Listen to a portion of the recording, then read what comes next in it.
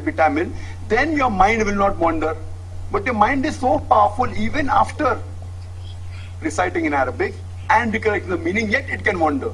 But if you concentrate on the meaning, inshallah your mind will never wander, because you cannot concentrate 100% on two different things. So if you offer salah correctly, if you know Arabic as a language, nothing like it. If you don't know Arabic, at least recollect the meaning and concentrate on the meaning. If you concentrate on the meaning, inshallah, your mind will never wander. So if you offer salah correctly, with khushu, your mind will never wander. And he is famous for his technique of breathing, Sudarshan Kriya.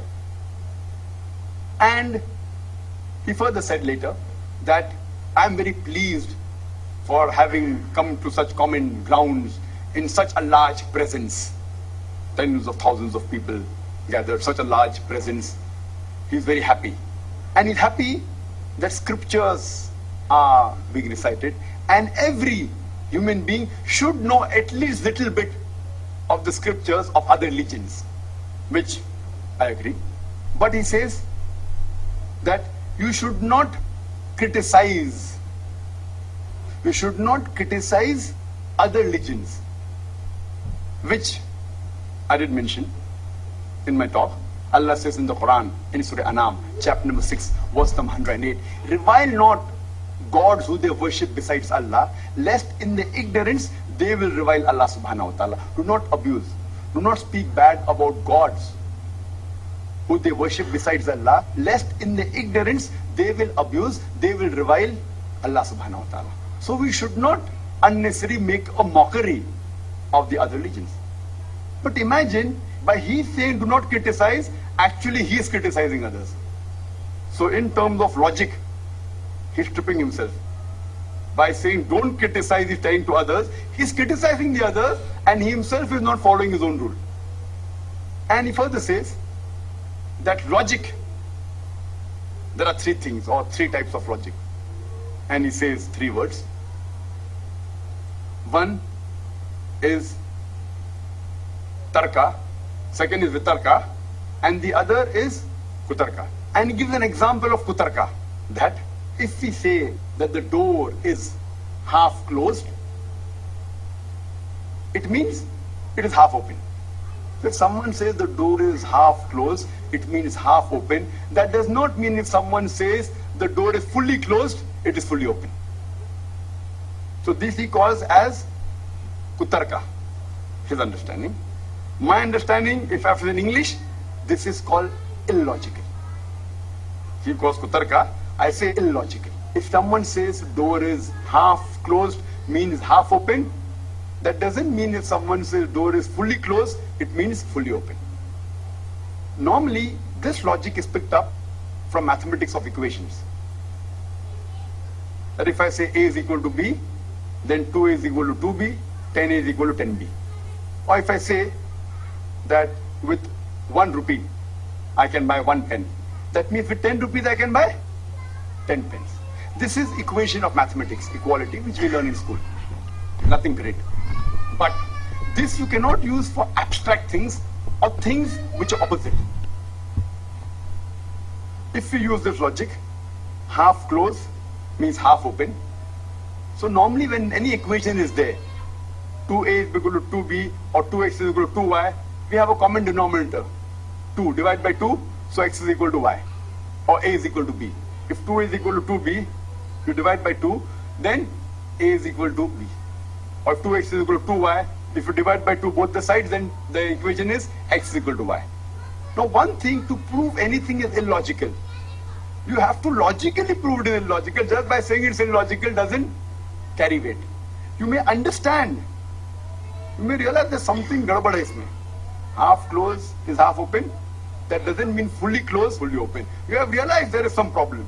But unless and until you don't logically prove it wrong, just by saying it's illogical may not carry weight. It may be true, but it may not convince the other person. So to convince the other person, when anyone gives an example which is illogical, you have to logically give a second example to cut it down, not by saying it is wrong. For example, if someone says 2 plus is equal to 3, or someone says 5 plus 5 is equal to 8, So you have to logically prove, not say it is wrong. Or mathematical equation wise, or tell him, okay, you give me 5 rupees, give me 5 rupees, I'll give you 8 rupees. Or you give me 2 rupees, give me 2 rupees, I'll give you 3. He'll say no. So always you have to give a counter example and logically prove that logical example wrong. Otherwise, it may not convince the other person. On the face of it, we understand the door half closed is equal to half open. Doesn't mean fully closed or fully open, but in mathematics, the equation is there. So what we have to do, we have to realize this mathematical equation does not hold good for abstract things, point number 1. Like close, open, these abstract. Secondly, if it is the opposite, this equation may not hold good. For example, if someone says half closed is equal to half open, if you divide by half both the sides or multiply by 2 both the sides, the answer is closed is equal to open. Is it true? No. So if you divide by half both the sides and remove the common denominator or multiply by 2 both the sides, it becomes closed is equal to open, which is true. No person will ever say. So this type, if you understand, is abstract. Similarly, if I say the glass is half empty, means it is half full. That doesn't mean full empty means full full. If it's half empty means half full, doesn't mean complete empty means complete full. Because again, this is abstract. And secondly, it is opposite. Close and open opposite. Full and empty is opposite. So here, this will not hold good. Because it's opposite. In the opposite, the rule of mathematics is that if you take out from the complete whole minus the opposite, the balance is the other opposite.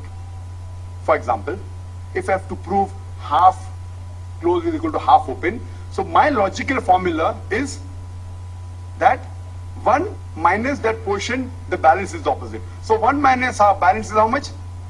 Half. So therefore half open is half closed. But if it is quarter open, so 1 minus quarter, it is 3/4. So quarter open is 3/4 closed. Full open is 1 minus full, the answer is 0. So full open means 0 closed, means not open. So the logic of mathematics, he's using the wrong formula, which for a layman he may understand it is wrong, but he may not know how to counter argue. And this logic of Shri Ravi Shankar of Kutarka, I have heard in several of his tapes, but never has he disproved it logically. He says this Kutarka is wrong. He says it, but doesn't disprove it logically. So to say it is wrong, on the face of it, it looks right.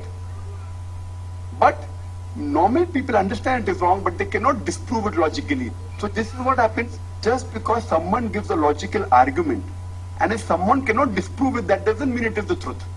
So just because someone cannot disprove the door half closed is half open, it means full closed and full open, that doesn't mean it is right. So this he calls that Kutarka, I call it illogical.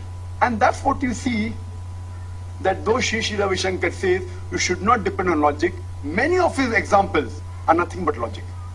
Some may be right, many agree, some I disagree. But when we disagree, we have to give a counter argument to prove it is Kutarka, to prove it is illogical. Unless you don't do that, it will be difficult for people to understand. And Shri Ravi Shankar, he further says that God is all loving, is all love. You know, people normally have an allegation, even the Christians, that, oh, in Islam, the God is merciless and revengeful and angry and this and blah, blah, blah. In Christianity, God is love, you know, etc., etc. The closest that I can come in the Quran is the verse of the Quran from Surah Buruj, chapter number 85, verse number 14, which says, Huwa al-Ghafur al-Wadud, that he is of forgiving and full of loving kindness. One of the attributes is Wadud, full of loving kindness. The same thing is repeated in Surah Hud, chapter number 11, verse number 90, that Allah subhanahu wa ta'ala is merciful and full of loving kindness. He is Wadud. And there are several verses of the Quran talking about the love of Allah subhanahu wa ta'ala. For example, Allah says in Surah Ma'idah, chapter number 5, verse number 13, that Allah loves those who are kind.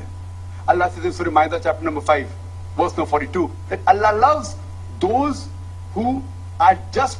Allah says in Surah Ma'idah, chapter number 5, verse number 93, that Allah loves those who do good. And there are several verses of the Quran where Allah says Allah loves these things and these people, etc. So in this context, yes, Allah is full of loving kindness.